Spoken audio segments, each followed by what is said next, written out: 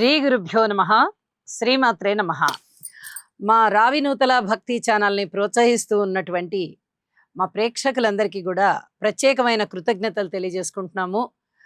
మీ యొక్క ప్రోత్సాహం వల్ల మేము 1,00,000 మంది సబ్స్క్రైబర్స్కి మా ఛానల్ రీచ్ అయినందుకు ప్రత్యేక కృతజ్ఞతలు తెలియజేసుకుంటున్నాం. మీ యొక్క ప్రోత్సాహం ఇలాగే ఉండాలి అని చెప్పి మేము ఆశిస్తూ ఉన్నాము. ధన్యవాదాలు. మా ఛానల్ని చూస్తూ ఉన్నవారు, ఇంతవరకు సబ్స్క్రైబ్ చేసుకొని మమ్మల్ని మరింతగా ప్రోత్సహించాలని కోరుకుంటున్నాము. శ్రీ గురుభ్యో నమః. శ్రీమాత్రే నమః. 7 జూన్ 2026 నుంచి 13 జూన్ 2026 వరకు గల కాలానికి రాశి ఫలితాలు ఏ విధంగా ఉన్నాయి, అలాగే గ్రహ స్థితులు ఏ విధంగా ఉన్నాయి, వారాంతంలో గ్రహాల యొక్క మార్పు ఏ విధంగా జరుగుతోంది, ఏ ఏ గ్రహాల యొక్క సమ్మేళనం జరుగుతోంది, అలాగే దృష్టుల విశేషాంశాలు ఇప్పుడు మనము తెలియచెప్పుకుందాము. ముందుగా గ్రహ స్థితులు. మేషరాశిలో కుజుడు, వృషభ రాశిలో రవి, మిథున రాశిలో బుధ శుక్రులు, కర్కాటక రాశిలో గురువుగారు, అలాగే సింహరాశిలో కేతువు, కుంభరాశిలో చంద్రరాహులు, మీన రాశిలో శనిగారు ఉన్నారు. సంచారం ఈ విధంగా ఉంటూ ఉండగా వార ప్రారంభంలో వారాంతానికి వెళ్ళేటప్పటికీ చంద్రుడు రవి గారితో కలిసి వృషభ రాశిలో ఉన్నారు.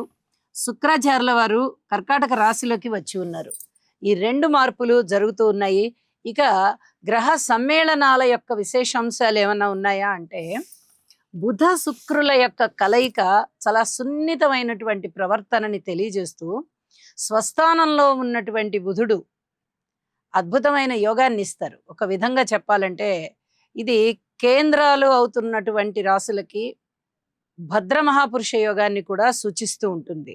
అయితే చక్కటి విజ్ఞానం ఉంటుంది, మంచి పేరు ప్రఖ్యాతులు తెచ్చుకుంటారు, వ్యాపారంలో ఉన్నత స్థితికి వెళ్తారు, చాలా చాలా మంచి మార్పులు ఉంటాయి, తెలివితేటలు బాగా వృద్ధి జరుగుతూ ఉంటుంది. ఇది చాలా చెప్పదగినటువంటి ఒక మంచి గ్రహాల సమ్మేళనం అన్నమాట. ఇక అలాగే చంద్రరాహువుల గురించి చెప్పుకోవాలంటే కొద్దిగా భయము, పిరికితనము ఇలాంటివన్నీ ఆవహించినట్టుగా ఉంటుంది మనసుకి. ఇది ఏ రాశుల మీద ప్రభావం చూపిస్తుంది అనేది మనం ఆ రాశుల్లో తెలియచెప్పుకుందాం. ఇక గ్రహ దృష్టుల విషయానికి వస్తే శని గారి దృష్టి రవి మీద పడుతోంది. రక్తానికి సంబంధించి, చర్మానికి సంబంధించి ఇలాంటి వాటిలలో ఏదైనా ఎలర్జీస్ ఉండడానికి అవకాశం ఉంది. ఆదిత్య హృదయ పారాయణ చేసుకోవడం చాలా చాలా మంచిది. అలాగే గురువు గారి యొక్క 9వ దృష్టి మీన రాశి మీద అందున్న శనిగారి మీద పడుతోంది. ఇక్కడ శనిగారి యొక్క విశేషమైన పాప ఫలితం ఏదైనా ఉందా అంటే అది తగ్గిపోతుంది. ఎందుకంటే గురుక్షేత్రంలో శనిగారు ఉండడము, గురువు గారి దృష్టిలో ఉండడము, ఖచ్చితంగా శనిగారు కొంచెం వినయ విధేయతలతో ఉంటారన్నమాట. కాబట్టి శనిగారి యొక్క స్థానం యొక్క ఫలితం ఏదైనా దుష్ట ఫలితాలు ఉన్నాయి అంటే అవి ఖచ్చితంగా తగ్గుముఖం పడతాయి అని చెప్పి తెలియచేస్తూ ఉన్నాను. ఇక వారాంతంలోకి వెళ్ళేటప్పటికి రవిచంద్రుల కలయిక ఇది అమావాస్యను సూచిస్తూ ఉంటుంది. అయినప్పటికీ కూడా చంద్రుడు ఉచ్చలో ఉన్న కారణం చేత మనసు కాస్త గట్టిగానే ఉంటుంది. కానీ అది అమావాస్య అవడము, రవిగారితో కలిసి ఉన్న కారణం చేత ఇవన్నీ కొంచెం పిరికితనాన్ని సూచిస్తూ ఉంటాయి. రవి బలం బాగా ఎక్కువగా ఉంటుంది కాబట్టి అంత భయపడాల్సిన అవసరం లేదు. ఎప్పుడైనా రవిచంద్రులు ఇద్దరు చాలా బలంగా ఉన్నారు అంటే చాలా అద్భుతమైనటువంటి ఫలితాలు ఉంటాయి. ఇక్కడ రవిచంద్రుల కలయిక అనేది ఎప్పుడూ కూడా అది అమావాస్యను సూచిస్తూ ఉంటుంది. కాబట్టి అమావాస్య రోజే వారిద్దరు కలుస్తారు. అంటే ముందు చతుర్దశి రోజు కలుస్తారు, తర్వాత పాడ్యమి రోజు కూడా కలుస్తారు. ఆ 3 తిథులలోనూ రవిచంద్రుల కలయిక ఉంటూ ఉంటుంది. కాబట్టి ఇక్కడ రవిగారి బలమే ఎక్కువగా ఉంది అని చెప్పి మనము గ్రహించాలి. అలాగే ఇంకా కర్కాటక రాశిలో గురు శుక్రుల బలం ముందరే కర్కాటక రాశిలో గురువుగారు ఉచ్చలో ఉండి చాలా అద్భుతమైన ఫలితాలను ఇస్తూ ఉండగా శుక్రాచార్యుల వారు కలగడం వల్ల ఇక్కడ ఇంకా ఇంకా మరిన్ని ధనయోగాలు కలుగుతున్నాయి. ఇది ఏ రాశుల వారికి ఇంత అద్భుతమైనటువంటి ఫలితాలు ఉంటాయి అనేది మనం రాశుల్లో తెలియచెప్పుకుందాము. తులారాశి వారికి ఈ వారం రోజుల కాలంలోనూ పరిశీలన చేస్తే 3 గ్రహాల యొక్క ఉనికి మాత్రమే బాగుంది. మనము ఇప్పటికి చూస్తూ వచ్చాము. 6 గ్రహాలు బాగున్నాయి, 7 గ్రహాలు బాగున్నాయి, 5 గ్రహాలు బాగున్నాయి. ఎలా అంటే అలా చెప్పుకుంటూ వచ్చాం. ఈ వారం పరిశీలనలో మనకి 3 గ్రహాల యొక్క అనుకూలతే ఉంది. అయితే మీరు నిరాశ పడవలసిన అవసరం లేదు. షష్టంలో శని గారి యొక్క సంచారం ఉన్నంత కాలం, అంటే ఇంకా 1 సంవత్సర కాలం ఉంది. అసలు ఎట్టి పరిస్థితుల్లోనూ దిగులు పడాల్సిన పని లేదు. శని గారు ఇచ్చేటటువంటి ఫలితము ఇంత అంత కాదు. పైగా షష్ఠ స్థానంలో అన్ని విధాలుగాను విజయాన్ని ఇస్తారు, కార్యసిద్ధిని ఇస్తారు, కార్య అనుకూలతనిస్తారు, రోగ నివారణ చేస్తారు, ఔషధ సేవ చేయిస్తారు, సంతృప్తిగా ఉంటుంది. అలాగే రోగ నివారణ జరుగుతుంది. కొత్త పనులు ప్రారంభిస్తారు, వాటిని పరిగెత్తిస్తారు, విజయావకాశాలని పొందుతారు.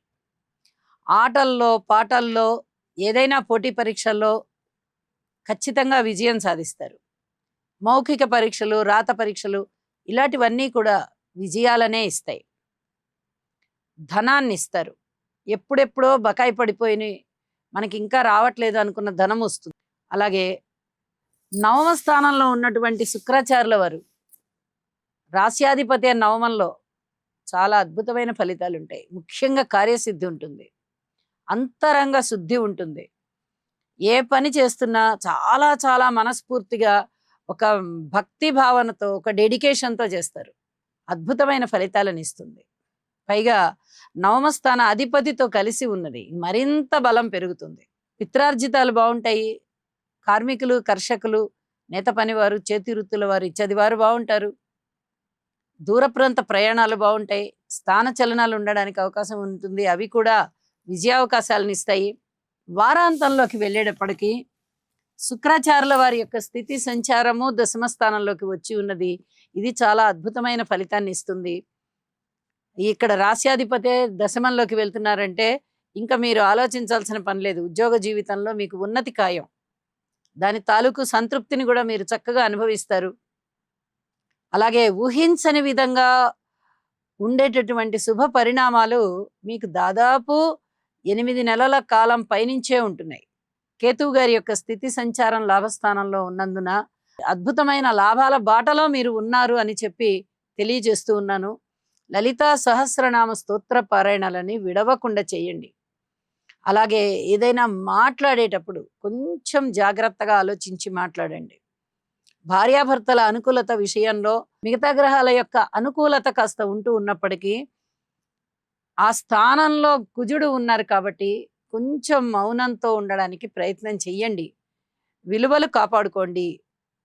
ఏదో ఒకటి మాట్లాడేసి విలువలు తగ్గించుకోవద్దు అని చెప్పి తెలియజేస్తూ ఉన్నాను. లలితా సహస్రనామ స్తోత్ర పారాయణ చేయడం కానీ, అలాగే ఇంటి ఇలవెల్పుని పూజించడం కానీ చెయ్యండి. ఈ రెండు కూడా చెయ్యండి.